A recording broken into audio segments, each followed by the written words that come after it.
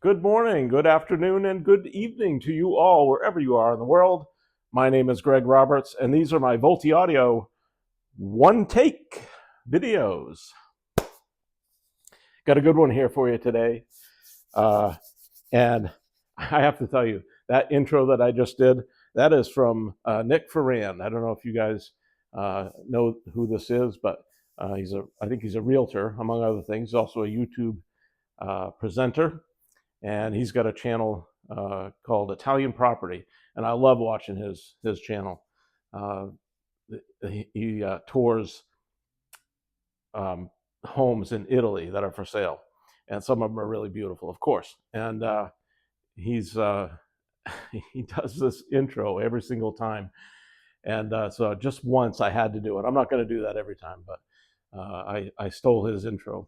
But go check out his channel. It's pretty cool. I really enjoy watching that. My wife and I sit down. We do. He says, "Go get your drinks and nibbles," and we do. And anytime he says the word gorgeous or lovely, take a drink. So gorgeous, you know. And so anyway, it loads of fun. So bear with me here. I'm going to move you around. You might notice that there's been a major technological breakthrough here at Volti Audio that we're highlighting this week, and that is that we've got a microphone. Let me know how it sounds. I did a test video. I thought it sounded pretty good. And what's cool about it is I can go away from the camera and still talk to you, and you can hear me just the same. $22.99 on Amazon. I'll be damned if it didn't work when I plugged it in first go round. Plugged the thing into the bottom of the phone, and green light came on. And I wish my music servers worked as well.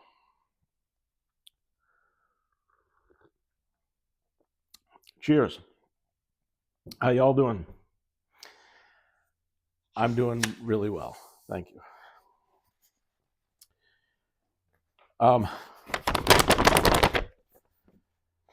Comments. Some good comments from last week. Somebody said, I was talking about how I had this background noise from my new turntable. And they said, Peter Lederman, I think it's Lederman from Soundsmith explained groove noise very well at the 2018 Rocky Mountain Audio Fest. I bet he did. I won't read this whole thing. But anyway, I discovered that. So when I first set up my turntable, I only had 2 albums to play. And that's because I still haven't gone up into my attic and dug out any of my 25 for a penny Columbia House records from years ago. Anybody remember that? Join the club. All right. And so the 2 that I had this one, which is an album that Zev from Pure Audio Project. Anybody know him? He built some pretty cool speakers. And Zev and I are good friends. And but there's a lot of noise on this album. This noise is just simply in the background. It is the needle in the groove. For whatever reason, very noisy. The second album I had did not have the surface noise, although at first I thought it did, but it actually didn't. It just has, to me, it's a bad pressing. And this is the new Nate Smith album that I bought. I love Nate Smith as a drummer. I just think he's fantastic. And the music on here is so cool. But I'm just so disappointed because I opened up the digital version of this, listened to it, and it's much cleaner, much nicer sounding. This album just doesn't sound good. So that was the experience before last week's video. And so on the Sunday that video came out, my wife and I drove into Nashville, and for the first time in 41 years, I went to a used record store and bought an album. I went in and bought an album. Boy, it felt weird. I go in there, there's all these young guys talking about, different stuff. There's a couple guys over there talking about speed metal, and I'm over in the old fart section looking at vintage stuff. So I found quite a few albums, and I was surprised. I was expecting higher pricing, and I was not expecting the quality to be as good. The everything I opened up was pristine looking. It didn't even look like it had been played, and at least one of them was still sealed. A big difference. I got home and I was very relieved because those albums sounded good, normal. So a couple of them were, the normal 1963 jazz sound, which was good in its own way. But a couple of them were just fantastic, beautiful fidelity, and just a big relief that my turntable is okay. So anyway, that's the story on surface noise. I appreciate all the comments on that. Yeah, there we go. So I'm buying records now. Again, Chris from Maine, my buddy Chris Daniels, and I were in a band together many, many moons ago, back when I was running sound for bands. And Chris says that was a great looking loaf of bread. He never imagined that I would be saying I'm a Boz Scaggs fan. He had to laugh at that. Actually, I think he's great too, he says. I'd like to come by sometime and get a real listen. Chris, please do. I don't know when. We'll figure out a time, but come on down. Love to have you here. And just love to see you again. Been too long. And he says, do you ever do shows in New England? No, there's no audio shows that I know of in the New England area. I think the closest one is the one coming up next week, Capital Audiofest in Rockville, Maryland. So he says, I was also amused by your subwoofer story. Not the first time that you've blown up the low end, if I recall. Yes, thank you, Chris. I've blown up my fair share of things. It wasn't too long after joining the Upsetters. I think it was the second gig or something, and I blew a mid-range driver. That wasn't good. A mid-range driver. Yeah.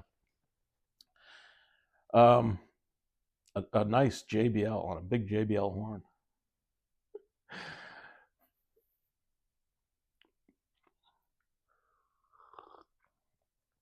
Good to hear from you, Chris. Really.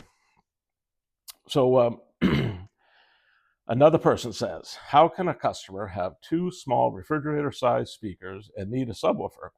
Do these really lack that much energy in the lowest octave? ? Just curious what the reasoning is, not to be critical. I don't take it critically at all. I think it's a great question, and it's something that I've been wanting to bring up and talk about because there is some confusion, I think, about bass horns and how they work. By the way, they're not they're small refrigerator size.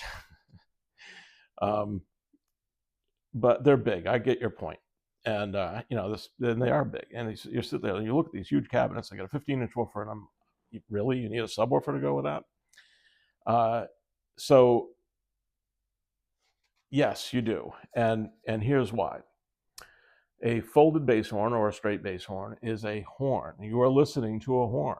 I know we get focused on the fact that it's a 15-inch woofer sitting in a cabinet, and we think that should be producing, in our minds, we think how much bass that should be producing and how it should be sounding.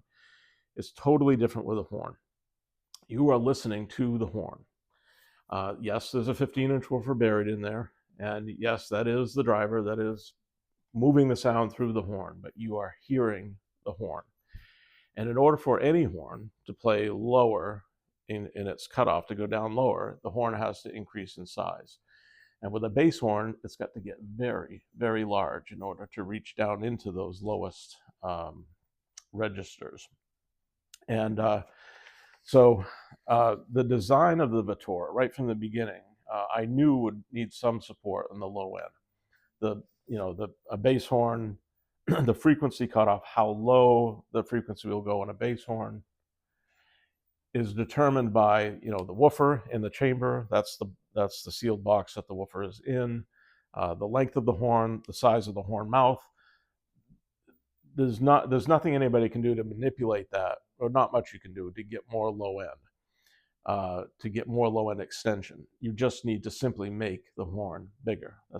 That's really the only way to get that, to get it to go lower. And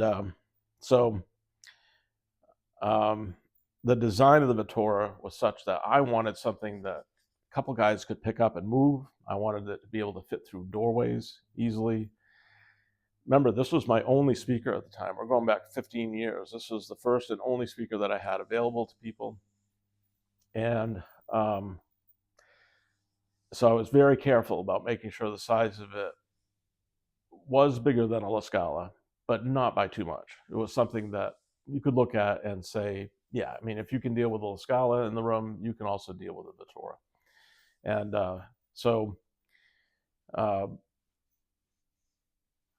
there was a bit of compromise there, actually. Now, I've taken care of a lot of those compromises that I made in the beginning in the new Vittora, and that's really what sets the new Vittora apart. That's why it's so much better than the original one, but still needs help in the low bass. It still just doesn't reach down into the lowest registers. Finding a subwoofer or low frequency enhancement to go with a very precise, very quick bass horn like the Vittora, it's a challenge. It's a real challenge to do it. And I think that's why I said before, a lot of times when I'm listening, even though I know there's low frequencies in the recording, I really just as happy, maybe even happier, to sit there and listen to it without any kind of subwoofer on it at all, because I find it to be a distraction. If you're one of those people that wants to be impressed by your stereo system, that won't bother you. You'll be impressed. When you add subwoofer help to the Vittoras, it's amazing. It's incredible, the sound. But if you really want to just close your eyes and capture music, to have that distraction for me is, as I get older, it's as much as I love that, it's just still better. Most times for me, it's still better just to sit back and relax and not have any of that happen. The Vittoras are so beautiful sounding. They make music so effortlessly.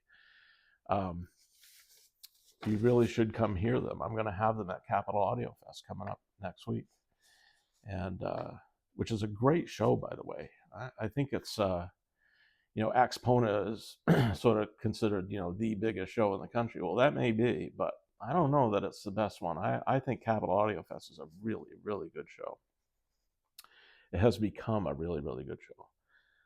Slowly, organically, naturally, just kept its vibe all through the years, and it's just a blast. You really should check it out.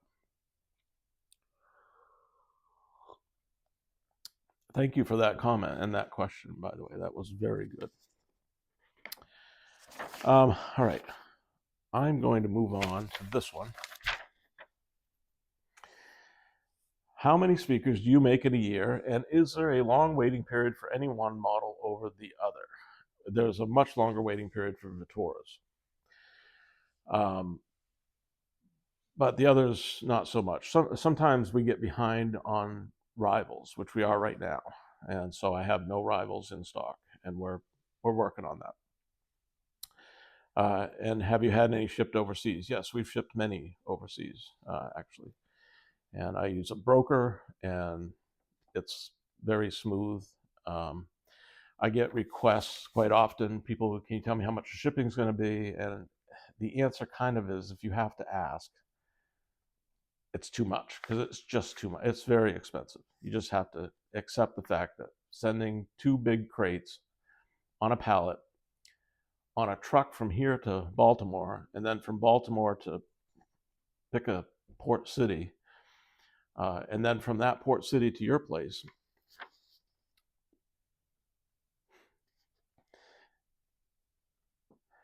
All right, about how many speakers do I make in a year? Well, that has been getting, that's getting out of hand. It's not really, but you know, there were, if I go back 10 years ago, 10 pairs of speakers in a year was good for us. Now we're at about 40 pair a year. And I know that doesn't sound like much, but trust me when I tell you, it's exactly what I want to be doing. I don't want to be doing more than that. I like the size of this company the way it is. And if I if I grow any bigger, then I become more of a manager, perhaps even just only a manager, and I don't get to build things.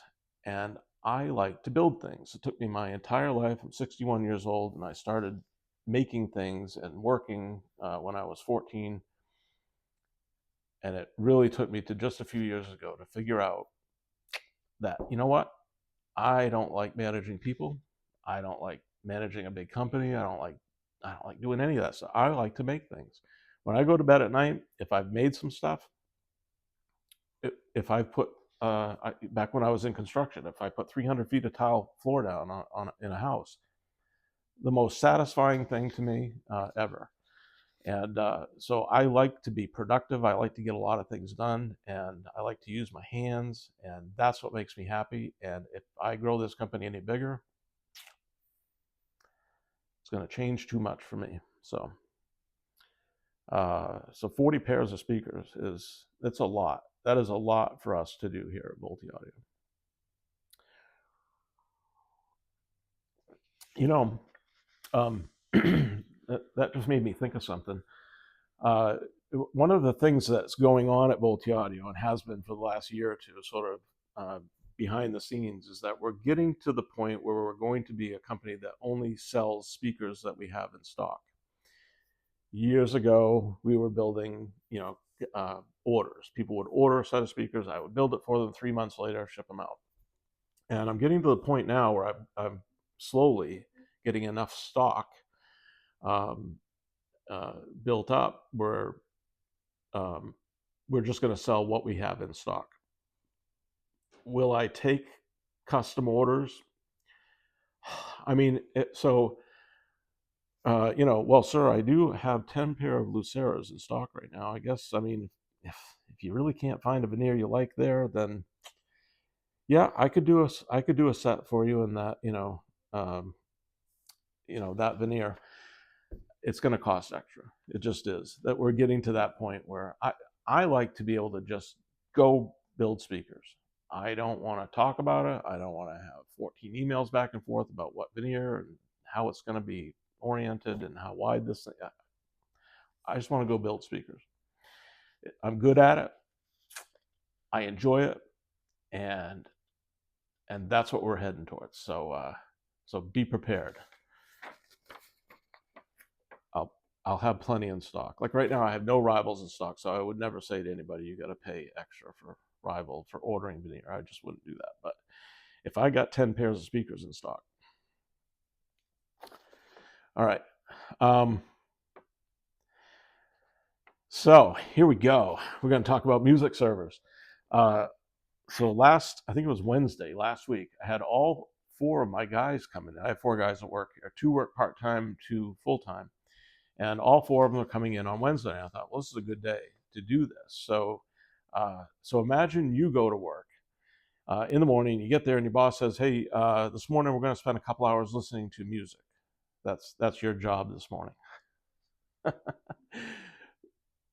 Pretty cool, right? I do think Multi Audio is a pretty cool place to work. And I love being an employee there. So that's what we did. We came in and sat down here in the room and got the system cranked up working and listened to the Innuos first. It happened to be the one that was plugged in. We picked, I think it was 3 songs, 3 partial songs that we played, 3 half songs, and listened to them over and over again. And switched over to the WiiM Ultra from the Innuos, which we had done previously. This time, I have to say, I think just the music that we picked, or the humidity in the air, I don't know. But I would say that the Innuos held up a little better this time around. There was actually one song where I definitely thought, yeah, that Innuos is sounding better to me than the WiiM Ultra, which it should, really. But it has to be said, it was very minor difference. And on another song, I definitely was picking the WiiM Ultra better sounding. So now you might think, well, it's a wash. Not quite. I really think the Innuos held up well on that test, better than the previous time I had compared those two. Then we switched to the Teddy Pardo Audio Enhanced WiiM Ultra, which turns out it was strange. It's actually a slightly different model WiiM Ultra for whatever reason. But it has this external power supply that's tapped into it. And we put that on, and that was clearly better than the regular WiiM Ultra. It was better than the Innuos. Again, pretty small margin. I think generally the discussion at the end was, they're all good. With this system, it's an awesome system. I could be happy with any one of those. And that really is what it came down to. And again, I think, and I've hammered this home, and I'm just going to say it again, I just think what it comes down to for me, what I'm learning about this as I go through this whole process, from the point of being so pissed off at the Innuos, I wanted to grind it down to dust, to where I'm at now. I just think what I'm realizing is that a music server of any kind, whether it costs $329 or whether it costs $58,000, just doesn't have enough opportunity in the system to impact it all that much. That's what I've learned about this. And yes, I would put a standard WiiM Ultra at $329 up against an Innuos, what do they call it? Nazare, right? Nazare. I would love to do that. I would absolutely love to do that. And I would love some of you to be here when we do that. Would you like that? I would love it if I just had some more people here to listen and talk about this, listen to it and say, yeah, the Nazare was better, which I expect it would be. I hope it would be. My Innuos ZENith is not. Let's say it's a little bit better. What you're going to come away with, this realization that I have, that this just a little bit, it just really doesn't make that much difference. I would not spend I don't care how much money I got. All right. So the Teddy Pardo WiiM Ultra is the one going to the Capital Audiofest, and it's in my printed literature already. And I was kind of hoping that the regular WiiM Ultra at $329 was going to sound as good, because I would love to show up at a show with $50,000 speakers and a $329 music server. Am I a troublemaker?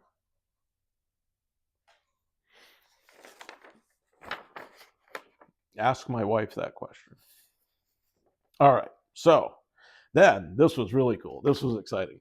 So after we got done music servers, we switched out my Mojo Audio Mystique X. I think it's the X. Oh, I'm having a brain fart. Mystique X. Mojo Audio X. Pretty sure it's the X. Anyway, it was up until a little while ago the latest version from Ben Zwickle, and I just love this DAC. His DACs are so, the one word is juicy, right? Because I have a Border Patrol audio DAC, which I also love. I think that's fantastic, especially for the money. We're talking under $2,000 for the Border Patrol. Everybody should have a Border Patrol DAC. Okay, just have it. Just have it. It's cheap enough. You just have it. Okay, then you can go buy your whatevers, your MyTex, your Benchmark. Just go buy all that crap, and you can play around with it and have fun. But you know what? At 10 o'clock at night, I'm telling you, you're gonna dig out the Border Patrol. You're just gonna say, "There we go. That's just music. That's just music. That's what it sounds like." So why do I like this Mojo audio DAC so much? It's hard. It is hard to put this stuff into words sometimes, but for me, the Mojo audio DAC is juicy. It just all of a sudden the music, like, I don't want to say expands because the soundstage doesn't change, but it's just, I don't know. There's just more going on, and it's interesting. I like going back and forth. If I would never have described the Border Patrol audio DAC as being dry, but it does sound dry compared to the Mojo DAC. Anyway, we switched from the X to the brand new one that Ben's got out, the Mojo Audio Mystique Z. I don't know where he goes from here. Back to A. But the Mystique Z, it's 11 grand. And it's juicy as all hell and just a blast. It was so cool listening to it. And one of my other guys picked up on the thing that I did. He said, I hear more reverb. And that's exactly what I was hearing too. Just whatever reverb or effect was on some instrument, it just was more of it. And that's what I mean about the Mojo. It's just more of it. You can say it's more music. You can say it's more, I wouldn't say it's more musical. I would say it's I can't come up with a different word, juicy. Anyway. Oh, that's cold. All right.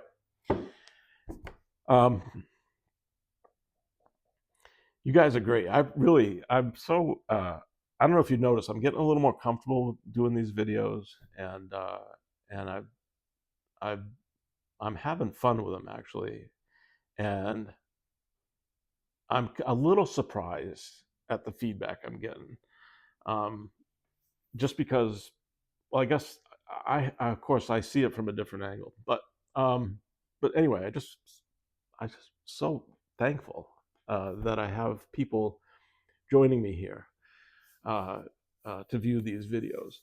How can we get more? That's something that I'm thinking of because, well, first off, I know that these videos are helping business. And I know there's a lot more people out there who would really enjoy Volti audio speakers. There probably are more people who would enjoy actually sitting down on a Sunday morning with a coffee and listening to me ramble on. But mostly, I think there's people out there that would sit down in front of my speakers and go, "What am I hearing? This is amazing," and and I want to bring those people in somehow. So if you got any ideas on that, please throw them my way, because my wife and I have been talking about it. And I mean, there's the obvious ways. I'm looking for, I'm thinking some sort of cross promotion with somebody like Ken McAuliffe. I'll just use him as an example. He has a lot of subscribers. I bet a lot of them would be interested in Volti Audio. That's kind of just giving you a little peek into what I'm thinking about, to expand my channel just a little bit. I am going to walk you through the shop real quick. So there's not a lot going on because we get ready for the show. When you get ready for a show, it's all consuming. I have long lists and I want things to be just right. And so I do spend a lot of time getting prepped for shows. So anyway, you ready? I'm going to walk you through. All right, bear with me.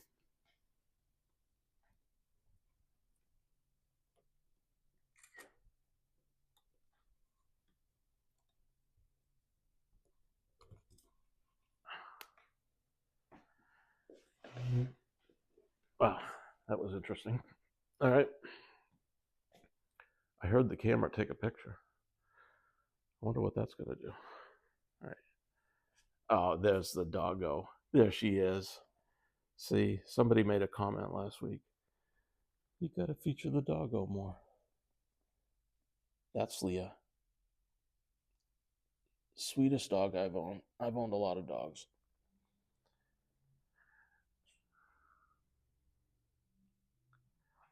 I've been fighting with the computer today. It's been shutting off, and I have to reboot everything.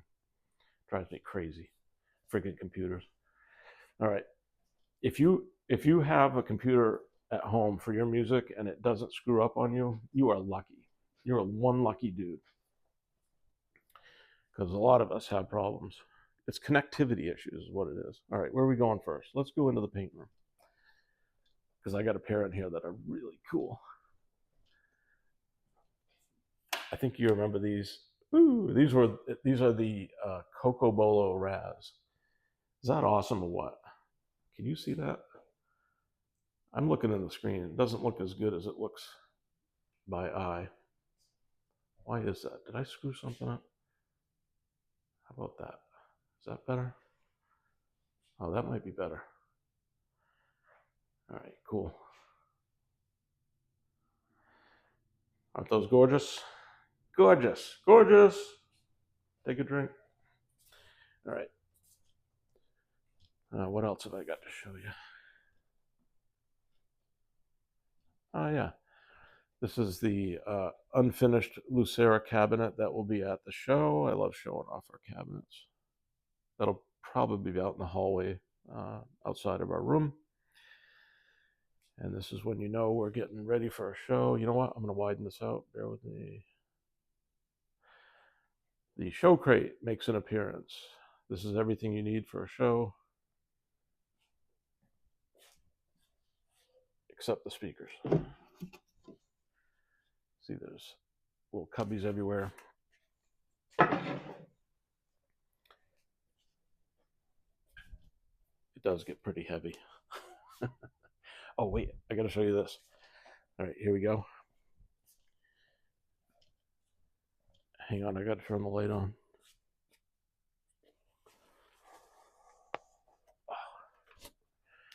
All right, that's the car I went to get in Boise, Idaho. I went to Boise, Idaho to get. I do speak English. All right, so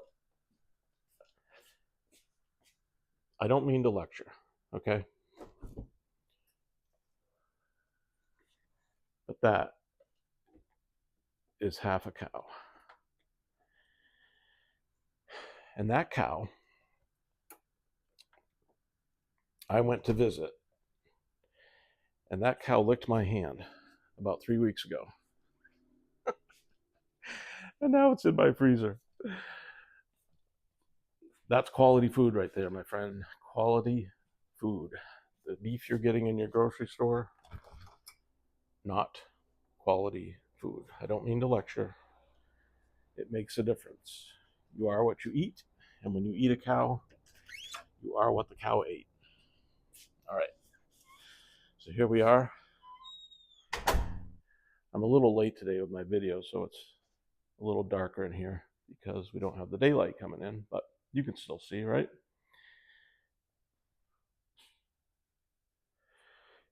Red gum raz. Did you know red gum is a southern U.S. tree? I think it's a type of oak that grows in swampy areas.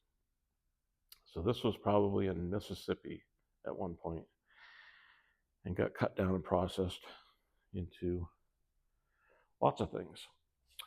These are going to get a different finish. My paint guy showed up here, my paint rep, and he dropped off a gun, which I haven't used before, and a water-based matte finish clear. And so I'm going to experiment with that on those and see how that looks. Kind of looking forward to that. All right, get the light on in here. In the veneer room, there you go, brackets for Vittora tweeters. They're getting their etching primer, I think it is. Self-etching primer. Yes. All right. And then these, whose are these? I always forget this guy's name. Dawn, maybe? These might be Dawn's. Timaway Rivals. They are veneered now. For all I know, they've been veneered for a while. Like I say, we've been on show duty, so here we got a Raz in the bag. So there you go. All right. What do you think? Pretty cool, huh? All right. Well, again, thanks for being here. I appreciate it. And come to the Capital Audiofest. I think you'll like it. I think it'll be a good time. We plan on having a lot of fun there. So the new guy, Jason's going to be coming with me to the show. So he's going to be his first exposure to an audio show. I think he's going to be pretty amazed at all the stuff that we all bring there. So anyway, take care. All right. Trust your ears and have fun. I'll see you on the next one.